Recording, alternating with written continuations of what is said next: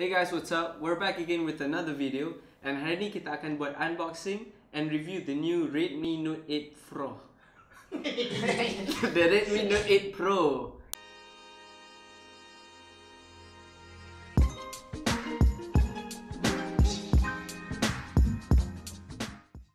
Okay guys, macam ni. Tak sampai setahun after Xiaomi keluarkan the Redmi Note 7, they came up with another phone, Redmi Note 8 Pro.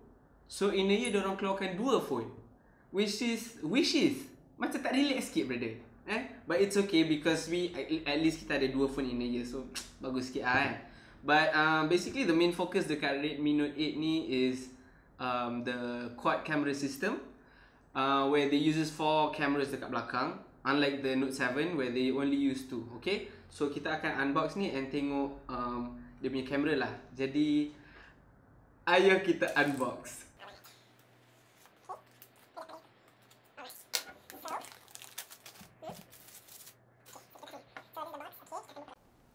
Okay, so first we have the, well, I guess it's the manual. Okay, kat dalam dia you can see the pin, SIM ejector right there, and then we have, well, here's the manual, and guys dia ada bagi kita casing juga, and casing dia lawa tak lawa macam air, brother. Alright, this is the casing, which is okay lah. So, and then here we got the phone itself right here, and then what else we got here, this, and then kat sini kita ada dia punya adapter which supports berapa watt 18 je. So okay, dia support 18 watt je, tapi standard sekarang kita guna yang standard lah, in general orang guna is 20 watt lah, but it's still fast charging, but 20 watt ke atas lah sebenarnya. It's still fast charging tapi there's nothing special, so okay lah.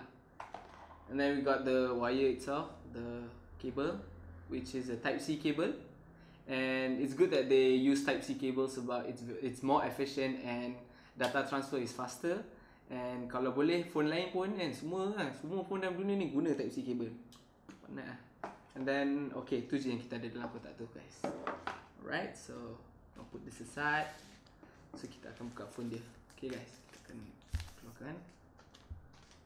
Okay, so you can see the phone here, ni depan dia, and this is belakang dia.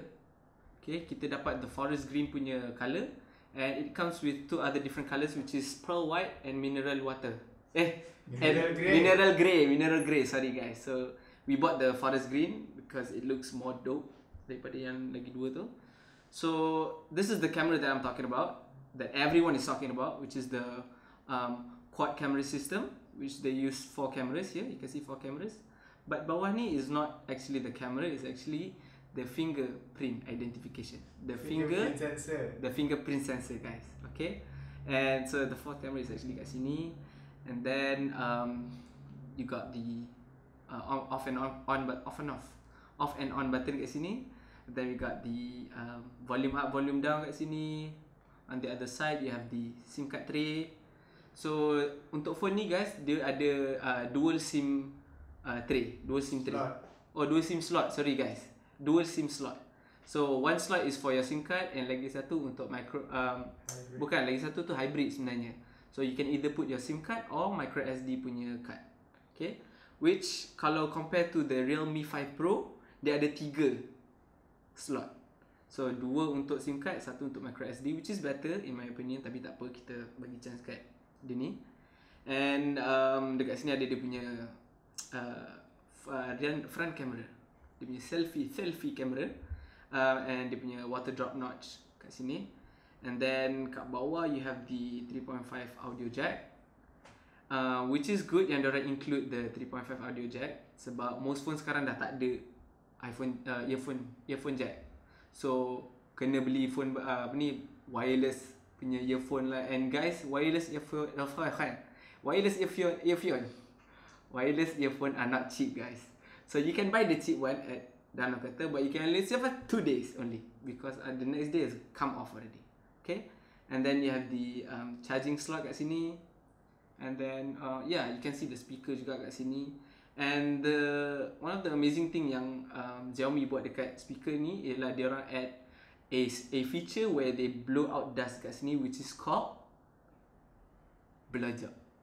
Tak mau gelak yang kat rumah tu It's called blowjob features. So dia ada letak blower dekat sini which blows out dust from the speaker, because it's a good thing lah, because the problem that I have with my phone is that after a while of using the phone kan, the speaker macam husky sikit because dust masuk kan. So the blower blows out dust and dia punya sound quality maintain lah guys. Okay, and then sekarang kita akan buka dia punya kat screen ni. I know you guys like this. Okay, there we go. And then yeah, so the screen kat sini, the screen is big lah, besar. Berapa dia punya measurement 6.5, which is big lah. Puas hati lah kalau main game tengok video. And then dia punya chin, the bezel of the phone. Kalau korang tengok dia tak besar sangat lah, so it's good. Dia punya screen very wide. And then yeah, you guys can see the color kat sini. And then kita on phone ni lah. Sekejap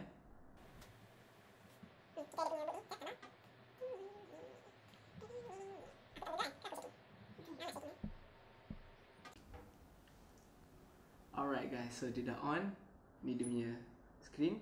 Okay guys, so kita akan get into the details on this phone. So this phone uses a MIUI 10 on top of Android 9. And aside from the camera, Xiaomi is also approaching to improve their gaming performance on this phone. So diorang menggunakan MediaTek Helio G90T gaming chipset dekat phone ni. But there's a lot of complaints about this MediaTek punya chipset, where orang cakap the phone heats up cepat sangat. So how Xiaomi counteract this problem is diorang add a liquid cooling system in this phone. So this liquid cooling system cools down the phone when you play games atau guna phone ni lama sangat. Okay, so the screen on this phone is 6.53 inch and it uses IPS LCD screen. And the resolution on this phone is Full HD Plus lah. And also the aspect ratio dekat phone ni is 19.5:9. This phone also uses Corning Gorilla Glass 5, both on the front and dekat belakang phone ni. So kalau korang tengok is very durable jugalah. Tapi Xiaomi ada mention yang diorang punya body frame itself is actually plastic. So I guess it's for budget purposes kot. And this phone supports full HDR, which has a wider color spectrum. And also the maximum brightness for this phone is 500 nits. Tapi based on my experience when using this phone, bila guna dekat bright daylight tak berapa jelas sangat lah. Tapi kalau compared to the Realme 5 Pro, I guess that one lagi bright lah daripada yang ni. This phone is powered using 6GB of RAM. But there's another variant which is powered by 8GB of RAM, but that version is not available dekat Malaysia. And the internal storage of this phone is 128GB with UFS 2.1, so it's quite decent. But you can get the 64GB version of this phone at a cheaper price. And the external storage of this phone can be upgraded using the micro SD card of up to 256GB. Battery capacity phone ni ialah 4500 mAh, and dia boleh last up to 1 day lebih lah. And by using the adapter yang kita dapat dengan phone ni, the charging rate can go up to 18 watt. Okay guys, this is the quad camera system that I was talking about earlier. And the main camera is actually not this one, it's the one yang kat tengah ni. The main camera has a 64 megapixel and an aperture of f1.9. But the main camera ni sebenarnya dia ada set to default to 16 megapixel. But you guys have the option untuk go for 64 megapixel. So ni Ultra HD lah. And then dekat atas ni is actually the wide camera, the wide lens. And the wide lens ni ada megapixel dia is 8 megapixel and has an aperture of f2.2. And yang kat bawah ni is actually the macro lens. The macro lens ada 2 megapixel and an aperture of f2.4. And yang ini dia punya depth sensor lah kan. And dia punya megapixel pun sama, 2 megapixel and aperture of f2.4. Alright guys, so it's time for the camera test. So let's get into it. Yay!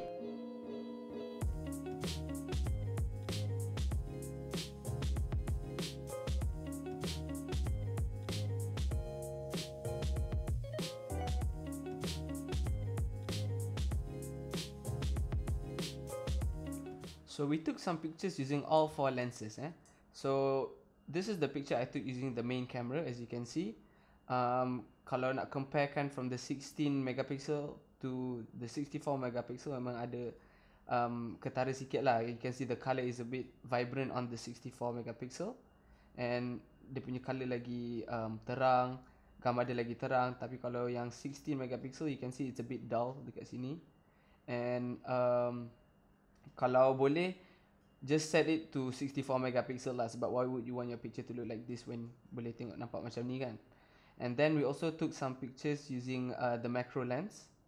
This is the picture I took using macro lens, and you can see here it's very detailed tau the gambar. You can see each and every petal dekat sini, and the color is also very vibrant, and it's nice lah yang diorang punya kamera ni. And also we took using the wide lens. This is the photo we took using wide lens, and kalau nak compare dengan the normal lens, ini yang normal lens. Kalau nak tengok yang wide lens ni agak ketara sikit lah dia punya beza. And dekat sini you boleh tengok dia punya gambar is a bit bright, and color dia lagi warm lah daripada yang ni kan. Here's a portrait photo of me I took using the selfie camera.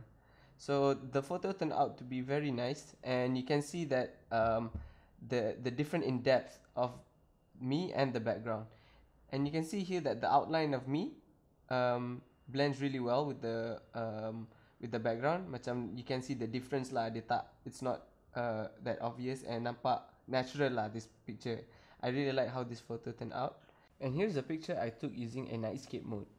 You can see in this picture that even though in low light, you can still see each and every detail dekat dalam gambar ni. The nightscape mode ni is usually used masa low light lah kan. So malam-malam you ambil gambar, you can still see the details dekat sini. You can see the color pun is still vibrant in this picture. And I would recommend you to leave the night mode to be on, so that you can just use the night mode anytime. Alright guys, so that's all about the phone. And for the gaming performance of this phone, we will be doing on a separate video, and we will be doing a comparison between this phone and the Realme 5 Pro. And so what I like about this phone is that the camera on this phone is pretty amazing. It's pretty good for the price that you're paying, and the sensor kat sini is very fast. I like that one as well. I like the design of the phone. I like the color that they came up with, especially the forest green. And then it's big. I like the phone because it's big. So puas hati kalau nak tengok video, main game. I really like that one. And the other thing that I like about this phone is the dark mode. The dark mode, you can adjust dekat dia punya setting, and you can change it anytime. Although this is not an Android 10, but it still comes with the dark mode. And the dark mode ni bagus sebab tak sakit mata bila guna.